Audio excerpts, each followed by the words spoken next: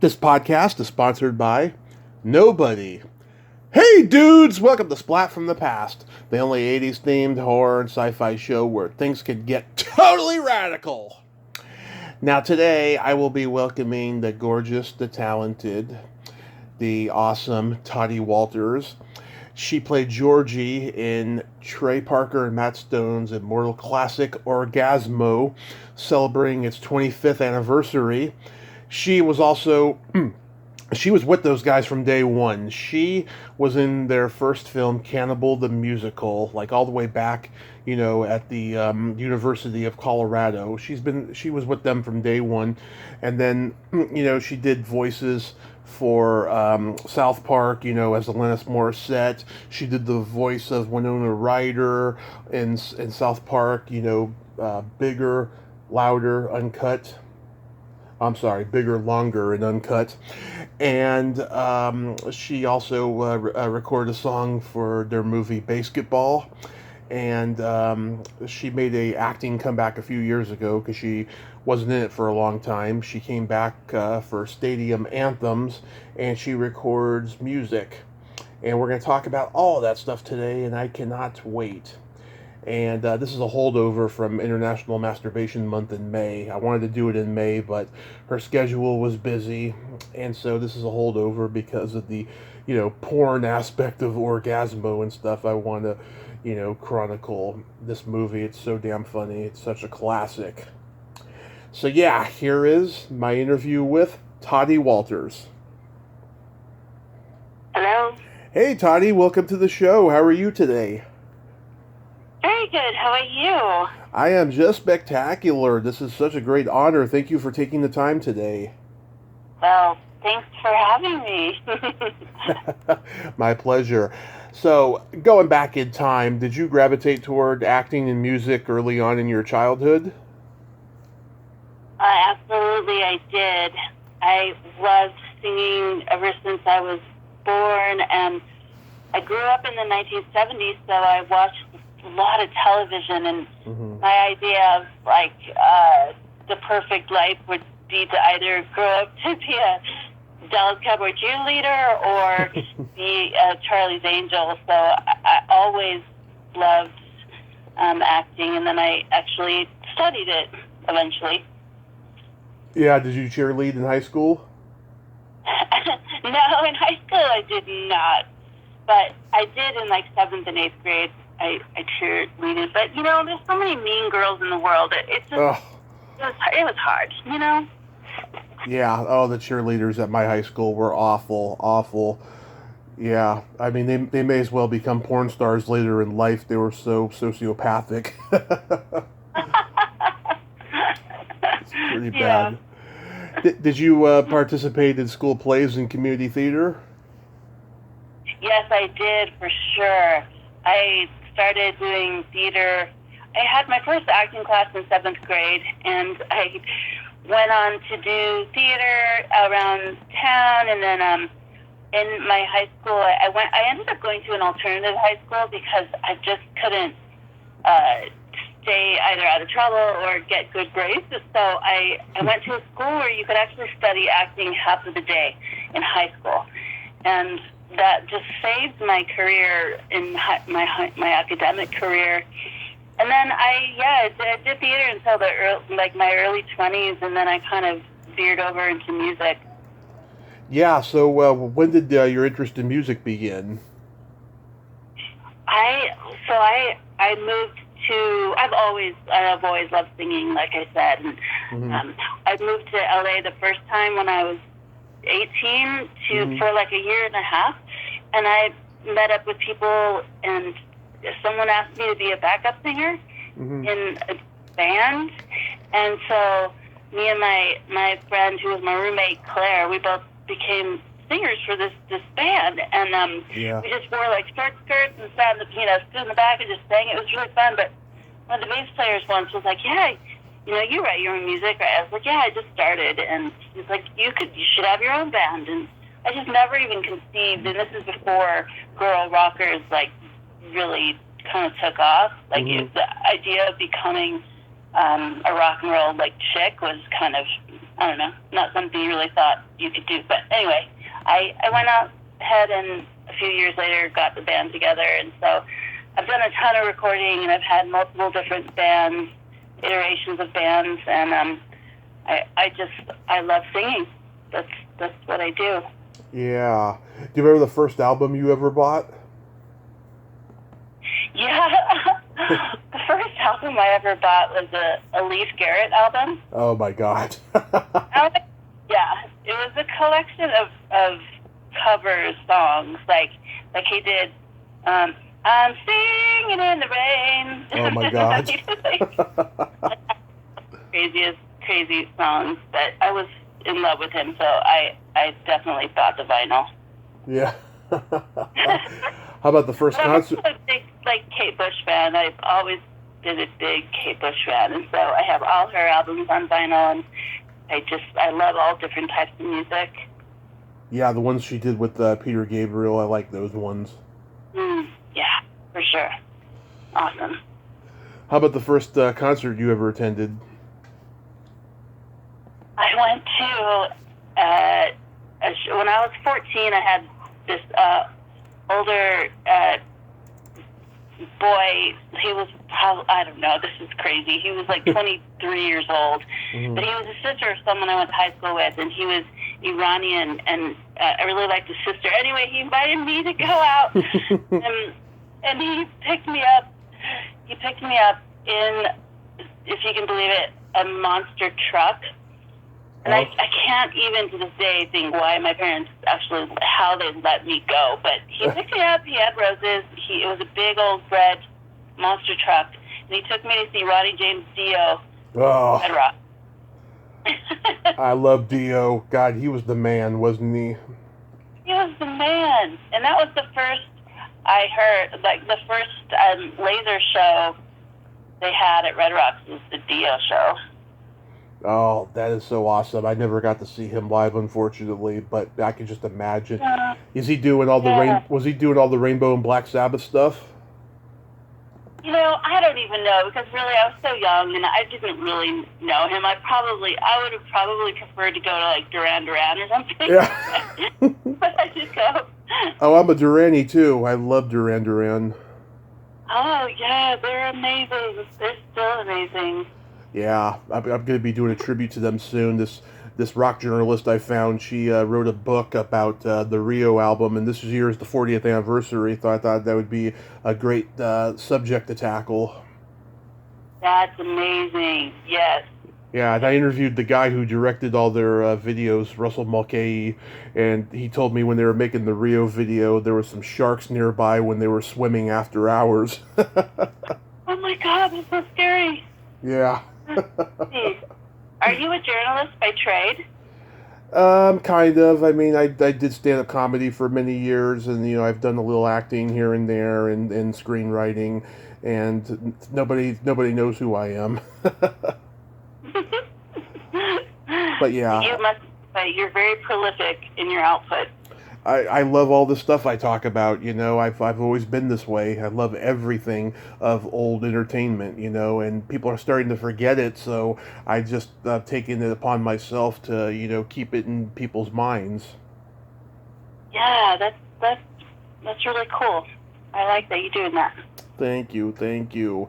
So how did you get a name like Toddy? Toddy is my given name, mm-hmm. and it was given to me by my parents, my dad had an aunt, my great aunt, and mm-hmm. her nickname was Toddy. Uh-huh. And I think that she grew up in the 1920s, so during Prohibition, they would give alternate names to drinks and things like that, and I imagine that she was nicknamed Toddy because of her party nature. I don't know. I don't know this to be true, but mm-hmm. I feel like it's a very unique name for that period of time. Right. And yeah, but her real name was Bertha, so I'm really glad that they didn't name me Bertha. Bertha Walters. No, that does not roll off the tongue. Not quite. Yeah. No, I like that. I think it's a cute name, and you do look like a Toddy, so. Oh, thanks. Yes. I feel like a Toddy. So you attended the University of Colorado, and that's where you met Trey and Matt? Yes. Mm-hmm. And were they as hilarious then, and you knew that they were going to go from there, becoming as successful as they are? Well, I can speak to when I first I saw Trey in. I was only there for a year, but during that year, I got myself into the film department as someone who was willing to be an actor in any films that anyone was making. Yeah. And so I met a few people in the department based on that, and so I was in a few small little student films while I was there, and every semester they'd have a semester end little celebration with all of the films being shown. And so I went to one, and Trey was in one, I can't even remember the name of it or who directed it, just the student film that he was in as an actor. And I was like, wow, this guy's talented. Like, he's a talented dude, very, very, very good at acting, from my point of view. And then another, in that same celebration, they aired the Alfred Packer, the musical trailer. His first thing that they shot having to do with what is now Cannibal, the musical. Yeah. It was just a trailer, but it was done as a trailer, and so I could just feel the buzz in the room and hear people going, "What is this? Is this for real? Have they made this movie?" It took everyone a little apart, and it was hilarious. And I just thought right then, I have got to be involved in that. If that is actually going to be made into a movie, I have to be in it. And so I just made sure I, found the right network to put myself in the ring. Yeah. Now, I never seen Cannibal the musical, but it's based on Alfred Packer. Yeah. Yeah. It is. You should see it one day, because it was in the last year of Matt and Trey's school years. I think they didn't graduate, but they almost graduated within like a month. But they just decided to put all their energy into this film. So it's a student film, but it's for its time, for what it is. I think it's really amazing, and I think it's the best like live action thing they've done. Yeah. Were they doing it on college first, on stage? No, they never. It was never a theatrical thing. I don't think anyone had an idea that that's what it would become. Okay. Yeah. Yeah, because it seems like they were looking, for an avenue into showbiz, for bigger and better things, and this is where they started, because I don't think they would do a project like this nowadays if they had started with something else, Right, for sure. Yeah, absolutely. So yeah, it just seemed like they were, and I didn't know Matt very well, but I did get to know both of them together very well over time, and realized how important and integral Matt is to Trey, and it's one of those combinations that just are really magical. So I think it's really good. It's lucky of Trey to find someone like that, and it's lucky for Matt to have found someone who could support him in that way, Yeah, absolutely. They complement each other. Yeah. Yeah, these guys, along with Kevin Smith, Tim and Eric, Dane Cook, they were all creating content before the internet took off and doing these edgy, subversive styles of comedy that the Generation Xers were enjoying. Once Richard Linklater came out with Slacker, that was it. All these guys started coming out of the woodwork and creating this style of comedy. I don't know if it was their intention to delight or offend, I don't know, but they certainly did it on both sides of the spectrum. Right. Yeah. Do you think that they were aware of this new comedy revolution that was starting? Yeah, that's a good question. Yeah. I really can't say that I do. I think that they were just. I really do think that Trey's vision is singular and was singular back then. In that, while he was definitely influenced by different things, I think the things he was influenced by were from a different era. Like from the 1970s and the 1980s more than it was like current influence. That's what it feels like to me, anyway. Yeah, it was the alternative comedy boom. Yeah, Excuse me. but I do think that because I think the uniqueness of South Park has spawned and spurned so many kind of like the amount of times on TV that I see something, and especially when it came out, and then like the 10 years after it came out, I would see things that I was like, oh my God, that is so directly influenced by South Park. It's crazy, Yeah. Which just is a testament to the uniqueness of that combination of people, Absolutely. So then comes Orgazmo, which is one of my brother's favorite movies. He got me into it when I was in high school. It came out my freshman year. I didn't know about it till senior year in high school because this movie came and went, no pun intended. How was making that movie? How was making it? Yeah, it was interesting. It was the first real time I'd been on a professional movie set, and it was a trip on many levels. I was probably there I probably had about maybe 5 or 6 days of shooting, so not like a ton, but yeah. It was all very interesting how it came together and to meet the people that were involved in it, and everyone seemed very obviously professional, and it was fun to meet the producers and to do the costume fittings and things like that, and to watch. When I was on set, I would watch all day and just because it was so interesting, so much fun to witness and be a part of.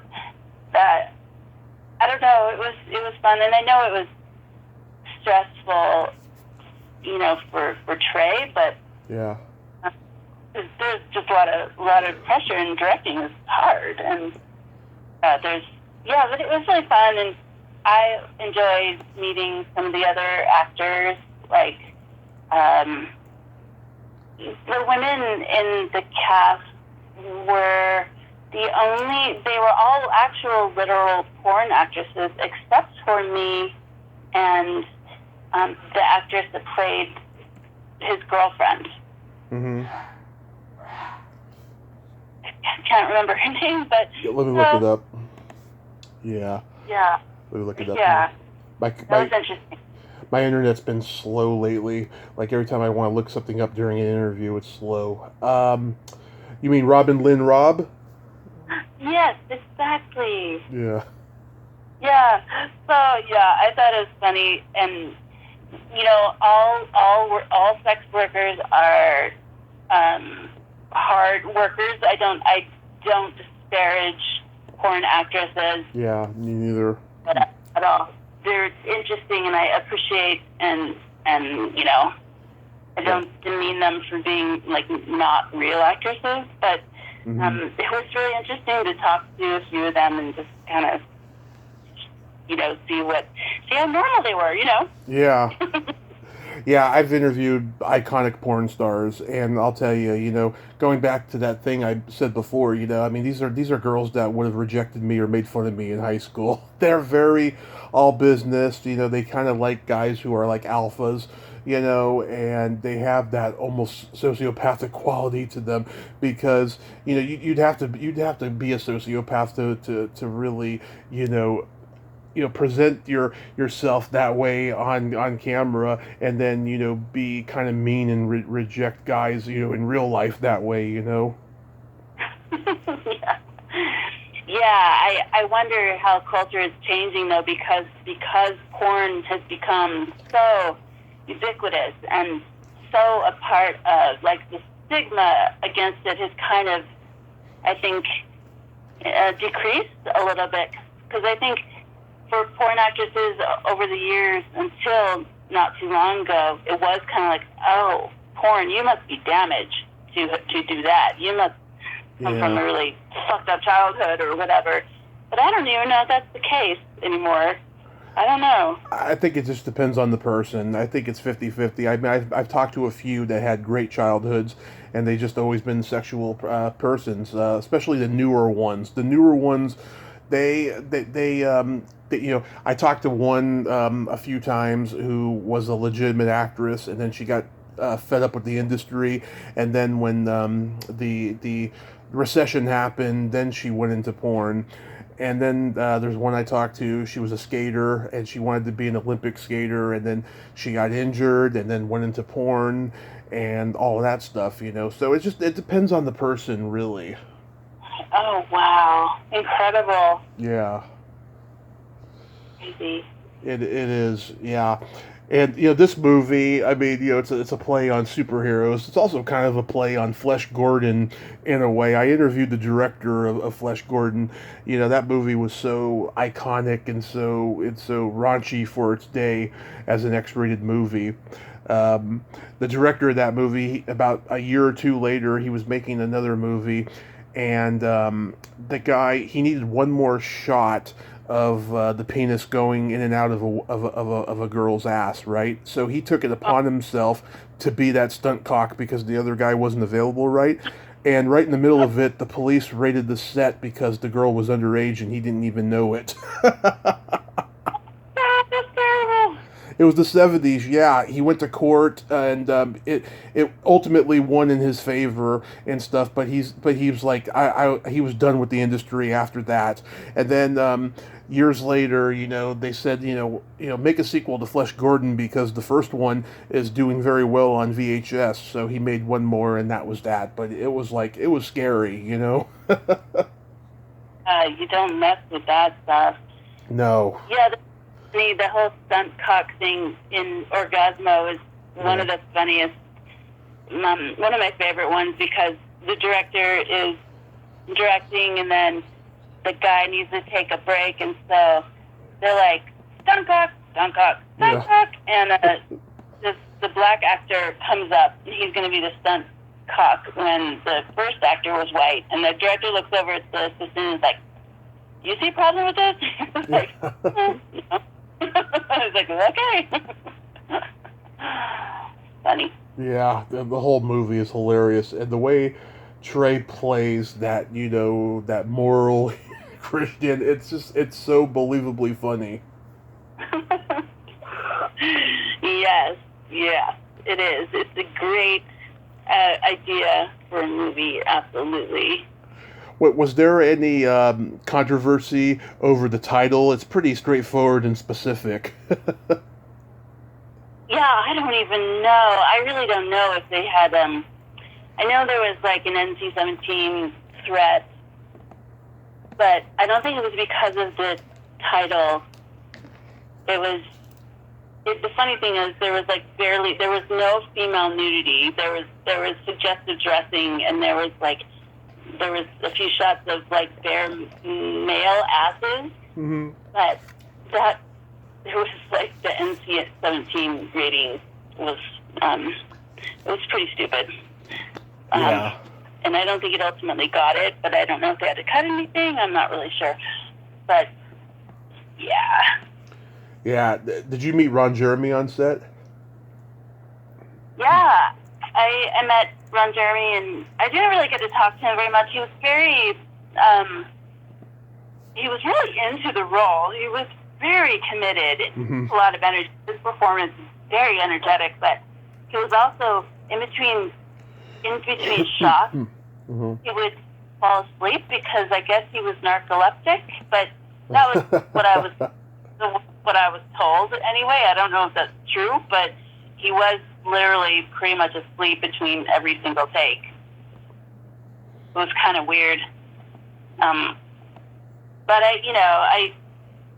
I appreciated meeting the other actors. It's just interesting because I had not moved to LA by then yet. I didn't move until 1998.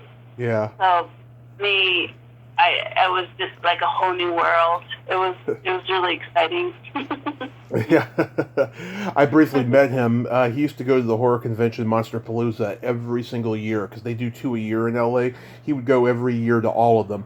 And I had just been coming back from the hospital from my car accident, and I was walking with my cane and stuff, and I was waiting for my friend looking for him, and Ron Jeremy and a bunch of other people that he doesn't even know are filling up sitting on the benches, right? And he sees me, and he's like on his cell phone and stuff. He sees me, he's like, "Hey man, you're injured. Why don't you come sit over here? I'm gonna get up anyways." And I'm like, "Oh, thank you, Mr. Jeremy."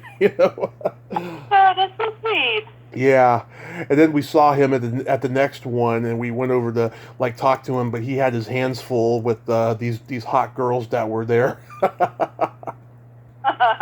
Not hands full as in any #MeToo stuff, but just talking to them, Yeah, so we didn't have like a proper introduction, but I'll always remember that moment. Yeah.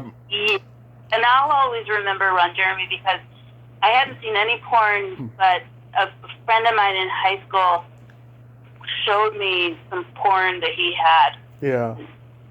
And back then it was like the early 80s, and so he showed me, and there's Ron Jeremy, Yeah. text left to right, and then I see him do something I'd never conceived anyone could do, but he stood there and he swung his dick around. Yeah. And I was like, oh my God, I can never unsee that. You know what? I think his dick is overrated. I've seen guys with bigger ones than his, and I don't know. I don't know why they overrate it.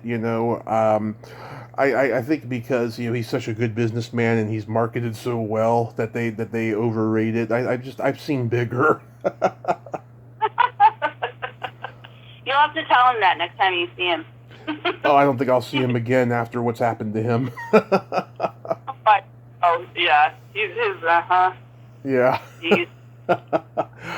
So when South Park takes off on Comedy Central, were you shocked at how successful and controversial it became so quickly?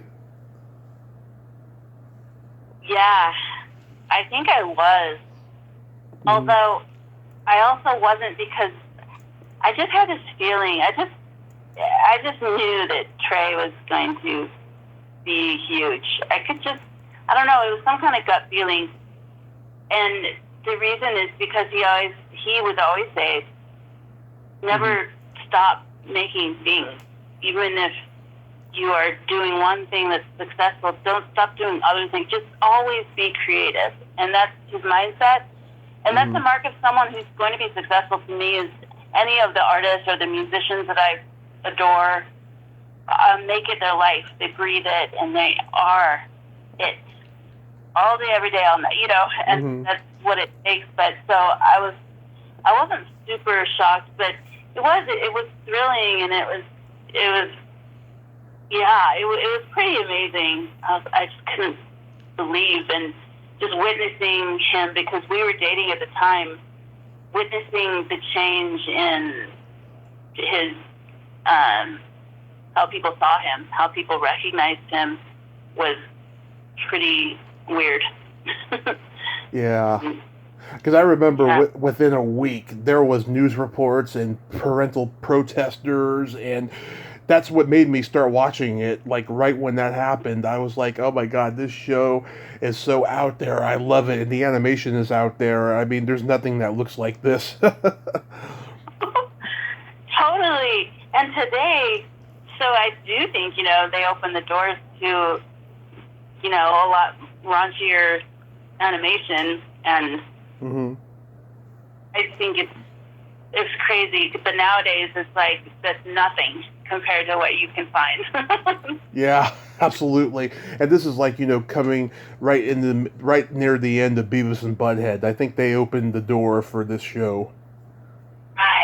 Right, yeah, for sure. for sure. And next week, a new Beavis and Butthead movie is coming out on Paramount Plus. Oh, cool. I didn't know that. Yeah, Beavis and Butthead do the universe. They're going to go into outer space. That's awesome. Yeah, I'm looking forward to it. It's been a long time coming. When you were working on the show, did you know Adrian Beard? Yeah. Yes. Yeah, I have a friend who's friends with him. And then I'm friends with, you remember Maureen Whelan? I don't know. What do they do? Maureen, she did animation for the movie, and she remembers you very vividly, she told me. She's a good friend. Really? Yeah. Oh. Well, I'm sure because I worked on that movie, so I know all of the animators. Yeah. I knew all. I may have forgotten her name, but that was one of the coolest experiences of my life doing that movie. I met the coolest people. All the animators I met, each of them was unique and interesting, and I was the production office coordinator, so I basically was the office manager for 100 animators, so I had to make sure, especially in the last few months of production where they were animating for sometimes like 18, 20-hour days, and so I made sure they were fed at least twice a day. We brought in people to do yoga classes, I hired massage therapists, just to make their life. It was so much fun. Yeah. Maureen, she cracks me up every day on Facebook. She is so dirty, and like we're meant to be friends. I'll tell you, we were connected by a mutual friend a couple years ago. It took her like a year to get on this podcast because she's back in school now and stuff. And when I did, I was like, oh my God, she is just awesome. I'm totally in love with her, but not in a romantic way. I'll have to look her up on Facebook so I can be like, oh yeah, Maureen. Yeah, she is awesome. It's her last name first. Actually, it's not Whelan. Whelan. It's like Whelan, and then Maureen. Yeah. And then her married name. No, her first name and her last name, but it's her last name first. Oh, that's how you find her? Yeah. Oh, I see. Cool. That's how I'll find her then. Yeah. So you would do voices for the show. Did you record in the same booth as Isaac Hayes? I'm sure I did. I'm sure. Yeah. Do you have any good stories? I don't necessarily have stories about Isaac Hayes, although I did meet him a couple of times. Mm-hmm. He was always cool, and I liked him. And but yeah, I mean, I would just come in whenever they needed someone to do a quick, like, one line or two lines or something. I'm really appreciative of having that opportunity. My favorite one was the Rainforest Schmainforest episode, which was Jennifer Aniston in that one. And so I didn't get to meet Jennifer Aniston, but I loved that role because it was a bigger one for me, and it was really fun, and because I got to play Kenny's girlfriend, and it was really. But I don't have any like crazy stories doing like the voiceovers. Just listening to them, all the boys like talk and joke around. Though I had plenty of that, because you would think that their South Park humor is really, really over the top, and super outrageous, but the things that they would say outside of the show were even more so. Oh, I'm sure. Yeah, that's awesome. You got to experience that. How about like, did you get to meet Robert Smith?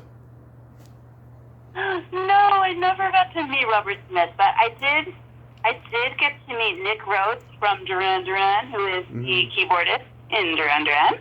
Yep. And in the South Park movie, in the credits, I am sandwiched in between Nick Rhodes, my name, and Stuart Copeland from the Police. Yeah. That must have been surreal. Yeah, that must have been surreal for you. Oh my God, to like be right there in the middle of your idols. Oh my gosh, yes. And Nick Rhodes, we hung out a few times just with Trey and things, and he was so funny and kind, and I really adored him. But he was just so not like a rock star that you would think. And he was that band is so iconic to me when I was a young girl that I was like, oh my God. He dressed probably the most flamboyant out of the whole band. Absolutely, and he's straight. Yeah, that's the funny part, yeah, because he was not too subtle as they were when it came to the makeup and the hair and all of that. He looked like somebody who'd be in Culture Club. Yeah, and he was full on wearing makeup every time I met him. I was like, wow, that's just his thing. Cool. Do you have any favorite episodes? Well, I like Rainforest because I was in it. Yeah. And otherwise, I did a few other episodes where I sang songs, like the episode called Death. Mm-hmm. I did a song because one of the characters' grandfathers, I can't remember even the character's name. I haven't watched South Park since like the second season was over. I kind of had a falling out with Trey, and I just, it's not like I don't want to watch it. I just don't. It just doesn't interest me anymore. Yeah. But I really appreciated the opportunities that I got to do music. So in that episode, I did a sound-alike, what they call a sound-alike, like in a song that's popular. They'll be like, hey, we want this song to sound just like that Adele song. So it's called a sound-alike. So you'll write a song that kind of sounds enough like an Adele song so that people will be kind of like, oh, think it's an Adele song or whatever. Anyway, I wrote a song that sounded like what's the band with the two lesbian women, the Indigo Girls. Oh, yeah. I did a song called, which sounded a lot like one of their songs, but I called it I Love Domestic Chores, which was really funny. And then I did another song that sounded just like an Enya song. Yeah. Anyway, so I don't really have a favorite episode because I just haven't seen it in so long. I like a lot of the later stuff. I like, Kanye West, the Gay Fish episode. I love the Shake Weight episode. That fucking cracks me up every time, and then the pirate one with a yo ho ho and a tricky la dee Somalian pirates glee. We'll cut off your cock and feed it to the croc. Those are the ones I like. So when the movie was made, I was a little baffled because it was like 2 years into the show premiering on Comedy Central. Were they afraid the show was going to be canceled quickly if they didn't make a movie? Oh, I have no idea. I feel like they probably just wanted to capitalize on the moment. Mm-hmm. I really think that that's probably it. I don't feel like there was ever any, especially in the first few years, any fear of it being canceled. Yeah, they satirized Canada pretty good in the movie. A couple years ago, a guy I know who I'm interviewing later today, coincidentally, Greg Gilbert interviewed you, and you guys were talking about the Canada satire of the movie. Yeah. Oh yeah, cool. That's fun. I like him. Yeah.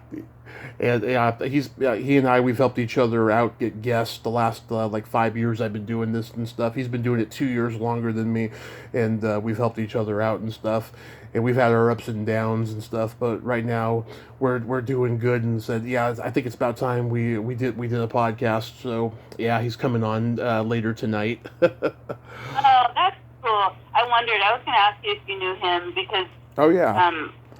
Like similar, maybe just your interest and the way that you approach film and everything. Yes, we do have similar tastes. I'm a lot more advanced and eclectic, because and he's told me this. He's like in Canada, there's a lot of stuff, he didn't see growing up, a lot of stuff he didn't see until much later, But of course, over here, I mean, I got to see everything because I was born right during the last era of UHF stations and network TV and all of that stuff, Yeah, well, that's cool. Yeah, my mom works at the cable company for many, many years, and so I owe it all to her. Nice. Free cable. Yeah. So you were the voice of Winona Ryder in the movie. Did you ever hear from her? No. No. No, I never did. But yeah, I think it would have been fun to hear from her.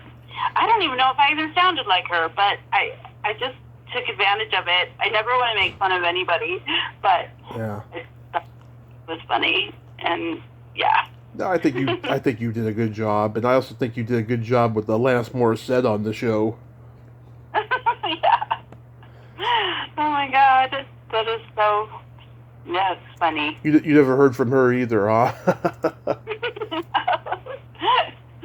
No, I didn't. Yeah. You you had a song on the soundtrack to Basketball. Oh yeah, I did. Yeah. So how'd that come about? They just say, "Hey, can you record a song for our movie?" Yeah, I think Trey was doing me a favor by getting me a song in the movie. I don't think there was any other reason. I don't think there was any necessity or desire to have a song of mine in the movie. Mm-hmm. But because he loved me at the time, he wanted to give me an opportunity, and I thought that was awesome. So I wrote a song called "Shoot Your Ball." Yes. You can't really hear it very well in the movie. It's not like super loud or anything, but I'm proud of the song, and it has a lot of energy, and it was cool to have that and to make a little bit of money and just be like, oh, I have a song in a movie, Yeah, that's cool. Yeah, I mean, even though it's not a great movie, they must have been excited to work with David Zucker. Oh my God, over the moon. Yeah. The moon. Yeah, Kentucky Fried Movie, Airplane, Naked Gun, all the comedy classics, Top Secret. Oh my God! I mean, I just would have been just in an eternal ecstasy there. Yeah, especially because David Zucker was having them punch up the script. Yeah. Like the honor of doing that is just like what? Yeah, I mean, for me, the funniest moment is in the beginning. I can't remember, who was it? Was it Trey or Matt who's sucking on the vibrator, and then, the girl walks into the room, and then he drops the vibrator into the sock drawer, and it rattles. Yeah.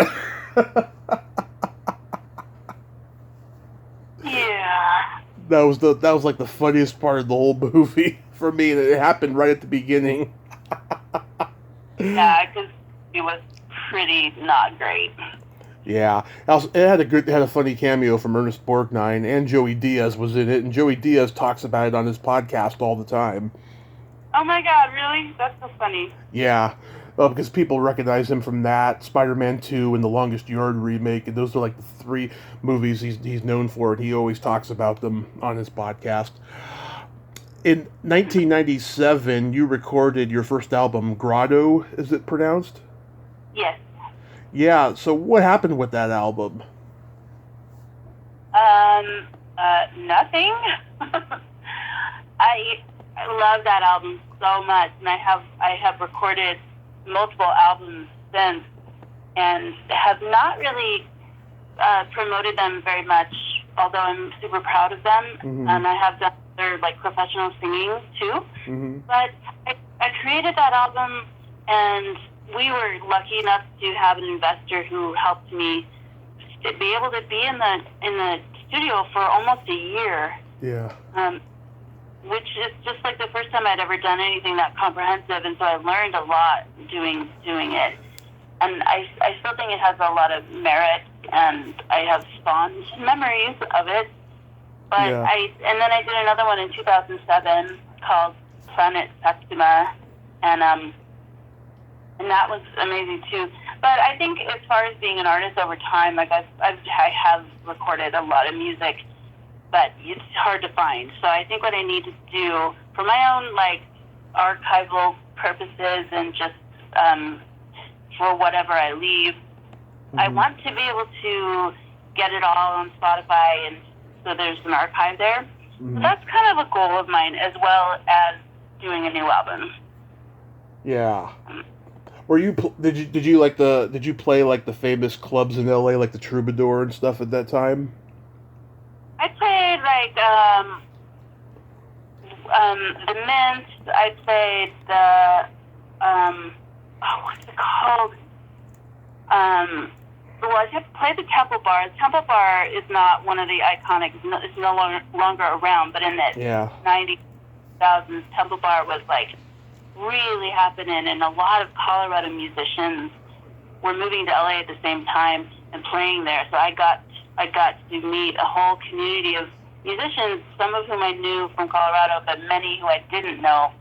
And but we played like I did play once like the Whiskey, and I played the Viper Room, and just a bunch of different clubs there. I played. But I got to see shows at Troubadour, and like, I really do miss LA. I don't live in LA anymore, and there are things that I really miss. Yeah, so what year did you leave LA? I left in 2011, so it's been almost 11 years. It has been 11 years. Was it just, it was so hectic that you couldn't find work, and you probably had friends who left and stuff in the industry? Yeah, that, and I had a relationship end, and no, I don't know. I had my job, this job that I had ended, and so I was like, I just need to decompress. I think I just need to love music again, and I want to be around my family. So I moved back to Denver, and now I live in the mountains, but I really do miss certain aspects of Los Angeles, and I still come to visit sometimes too. Have you interviewed Dian Zakar yet? What's the name? Dian, D-I-A-N. No. Zakar. So Dian is fascinating, and you would love him. He was in Orgazmo. He was in Cannibal the musical, and he's been in the most recent movie of the director Del Toro. What's Del Toro? Oh, anyway. Benicio del Toro. Oh no, not Benicio. Oh my God, I'm lame. But if you look up his IMDb, you'll see what he's done. But he's also a really, really incredible horror makeup artist. So you should check him out.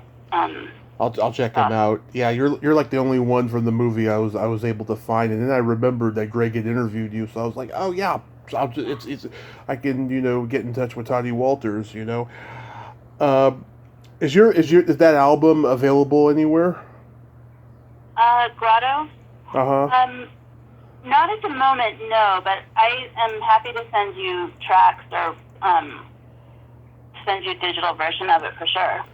Yeah, I was thinking like on Spotify or anything like that. And my hope is to get everything up on Spotify at some point, which I can let you know for sure. Awesome. That is my goal.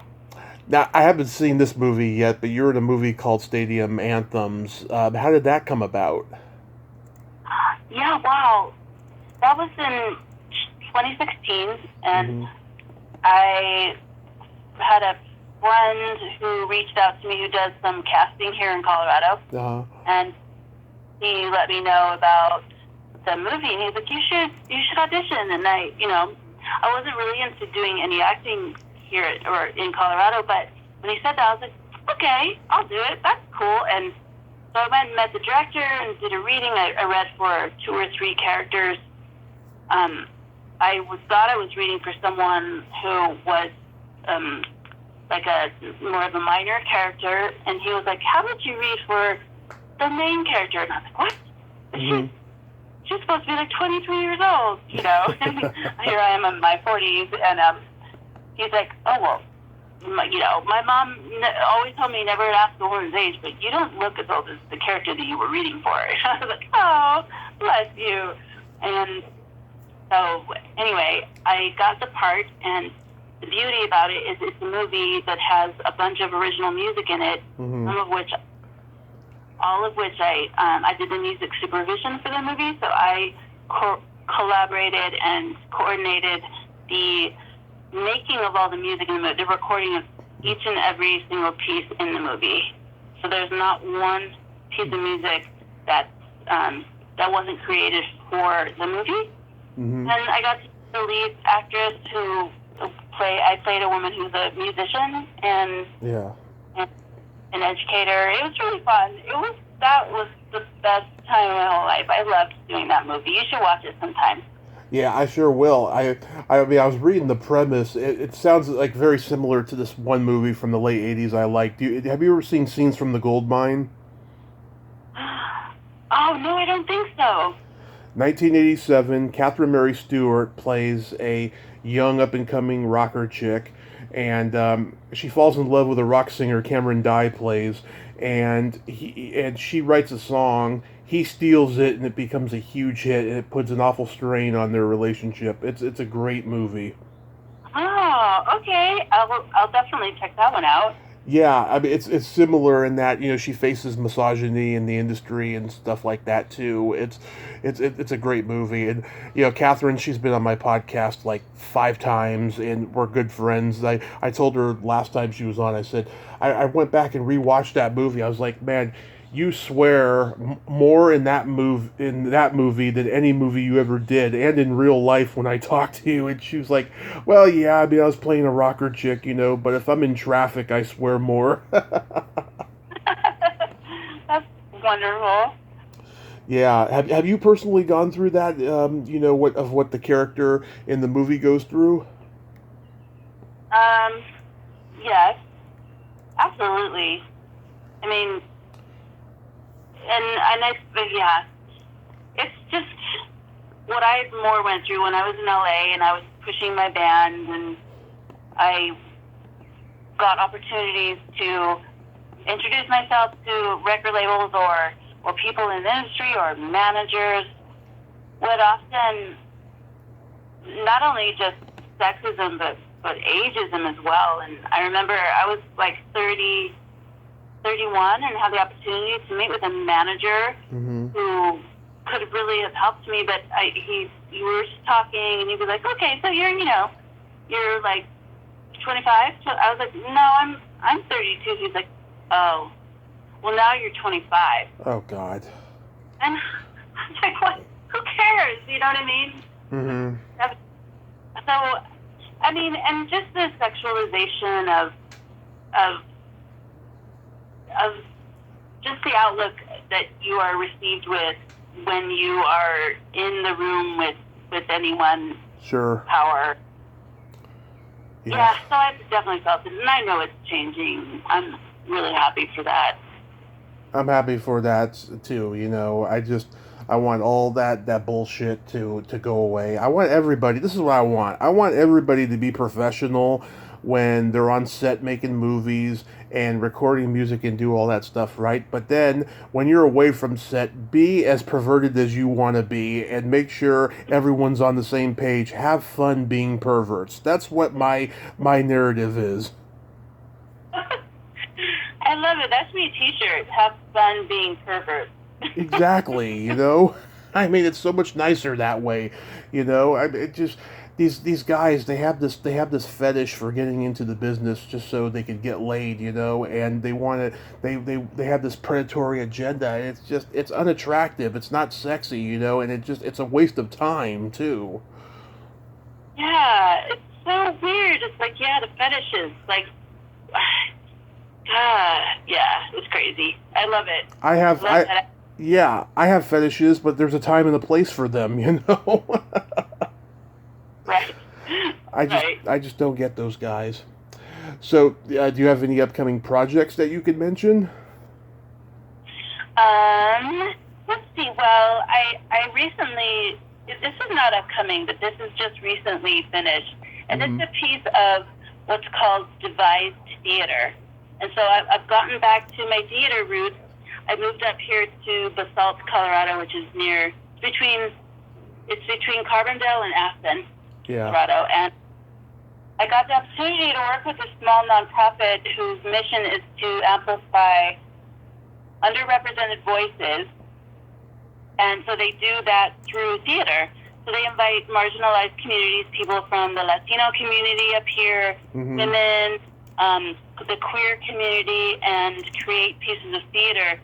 And what devised theater is the collaborative process that the cast members all write their own piece. They write their own story, and then you collaborate with the other cast members to make it all into one piece. And so it's all unique, and it's not written by one playwright, and it's super, super interesting, and I loved it. So the show that we did, it was called, a Women's Voices Project, and it was called Wetlands. And Wetlands, I was one of the cast members, and it was so much fun, and it was really cool to do some acting on stage again, and I got to marry the two things I love, which is acting and singing, because my piece had some storytelling and then some song singing in it. So it was really cool. So I look forward to doing more of that here in the Valley. And I also did, years ago, when I first moved back to Denver for a few years, I did an Amy Winehouse tribute band. And that was really popular in Denver, and it was well received, and it was so much fun because I played her literally. I basically kind of impersonated her, and I created a scripted show out of it. So I might pull that out of a hat again at some point, and then do some more recording of music. Really, I really want to do a new album, and I want to just get deeper into the community here in theater. I love that. That is awesome. Yeah, I mean, after this whole fucking COVID thing, people are anxious to get back to the stage, get back to, touring, all that stuff. And, I hope it happens for a lot of people. I mean, I see a lot of people, little by little going on the road and creating content, with other people and stuff. But I just hope that everyone gets to, real soon. Yeah, for sure. I did too. Are you a musician? No, that's one talent I wish I had. My dad had a rock band when I was a kid. They were terrible, but they would do covers of like Black Sabbath and Judas Priest, and they would like do their own songs, and their songs were so terrible. I remember they used to rehearse in the garage until they had to go rent a space because my grandmother's room was right next to the garage, and she could hear them go, crankcore slut, gonna stab you with a knife. They were just awful. And my dad tried to teach me to play guitar, but my fingers are so fat, they cramp up so easily that I can't tolerate, playing guitar other than I can play one note and that's about it. So no, I'm not a musician by any means, but I respect musicians, obviously.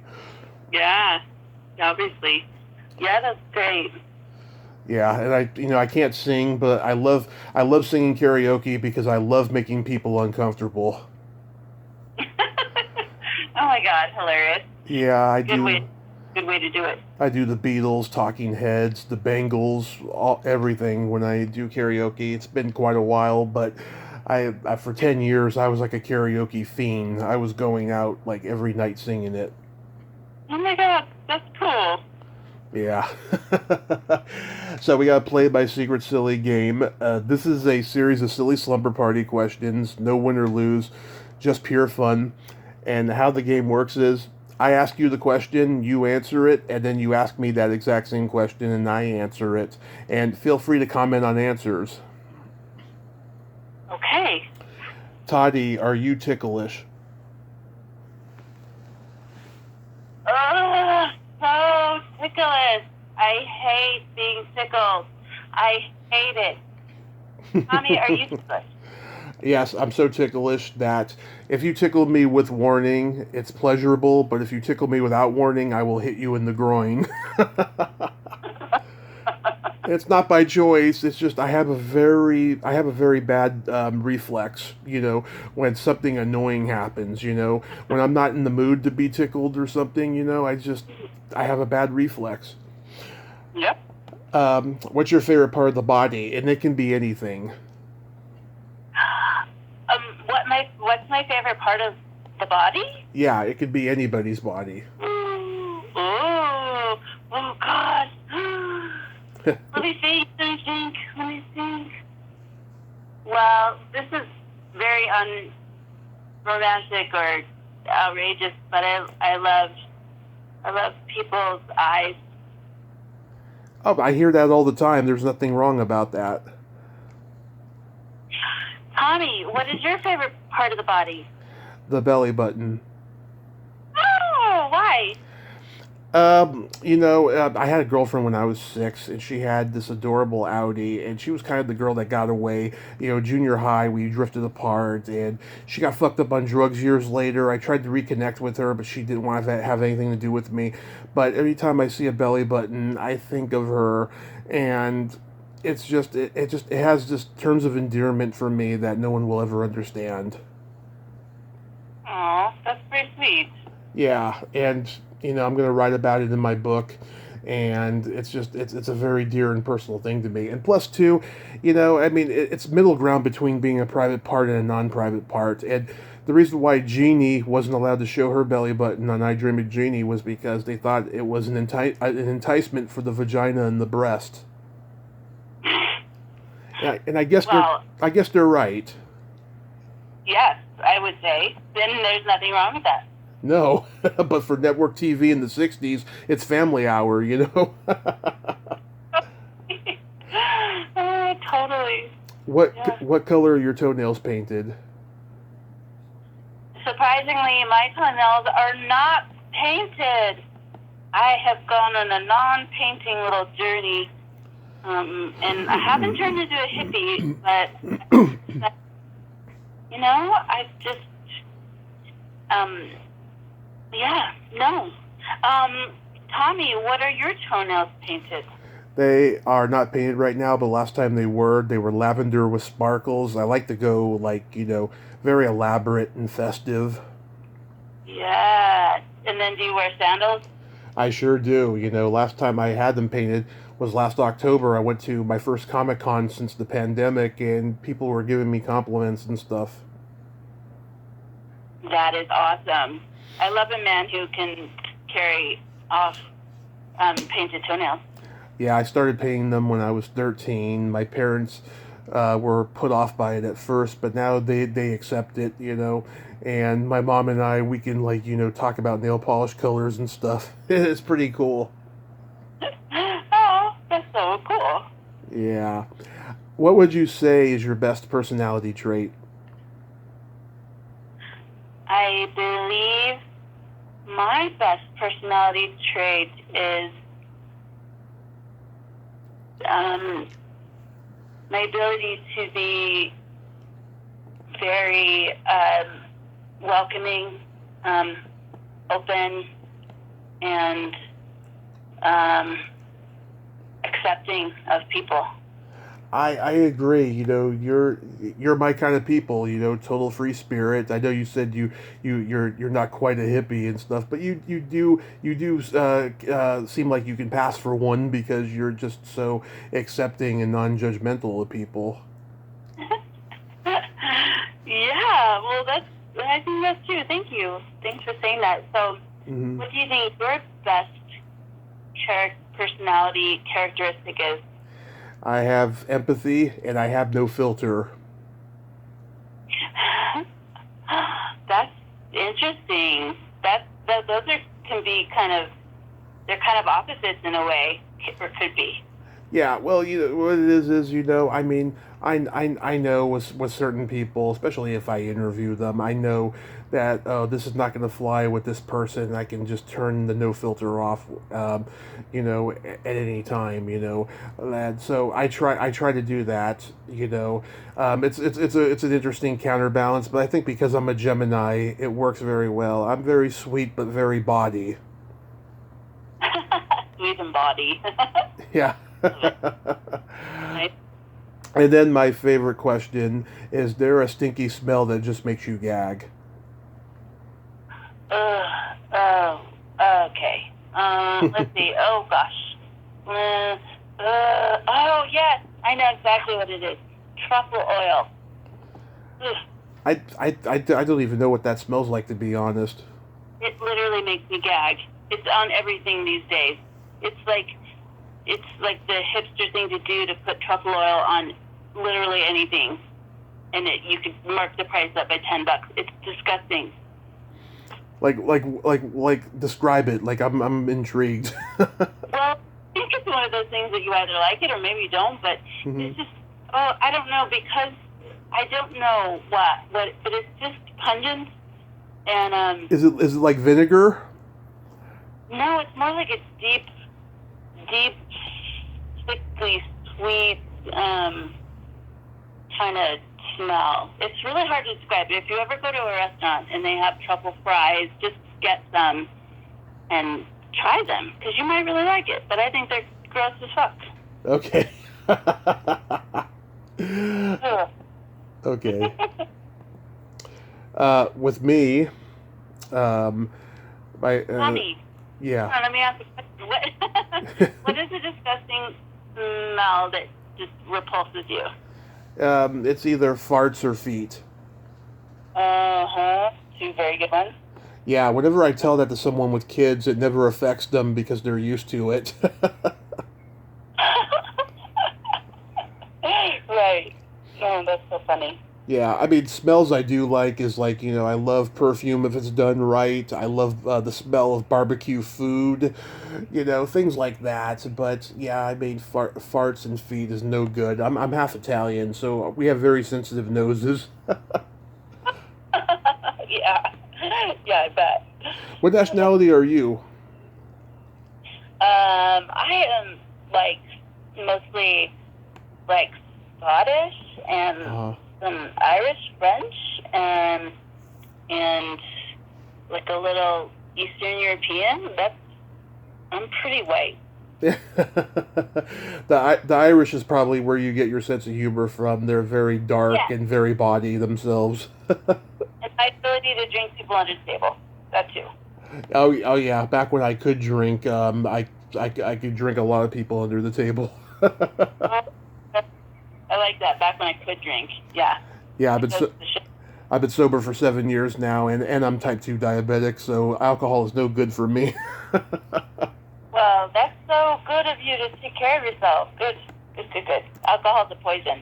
It is, but oh my God, when you're in it, and it's the right one, it could be heaven. Yep, totally. But yeah, I don't want to go back to that ever again. No. I have a joke for you. You have a joke? Yeah. Okay. What do you call a boy that doesn't masturbate? What do you call a boy who doesn't masturbate? I don't know. A liar. Oh my God! Yeah, that's good. That's a good one. Thanks. A lot of people like it. They're always guessing their own punchline. Broken, a girl, a loser. All these different punchlines. That's awesome. A loser. Yeah. That's broke. Yeah. Toddy, thank you so much for coming on today and being such an awesome guest. Well, thanks, Tommy, very much. I appreciate it, and I look forward to next time. Yes, and let me know you got any projects you'd like to come on and promote, and if you want to send me your music, I'd love to listen to it. I was looking, on YouTube, and there wasn't even anything on YouTube. Yeah, it's hard to find. So I'm rectifying that situation. Awesome. Well, you have yourself a great night over there, and please be safe. Thank you, Tommy. I'll talk to you later. Okay, talk to you later. Bye-bye. Well, there you have it. Toddy Walters. Ain't she a sweetheart? Oh my God, isn't she fun? She's so wonderful too. I can't wait to hear her sing. It's gonna be very, very endearing, I think. She's a very endearing person. I'm glad that we got to talk tonight. Well, until next time, this is Tommy Throwback Kovac saying there's no shame in living in the past because the present sucks. Later, dudes.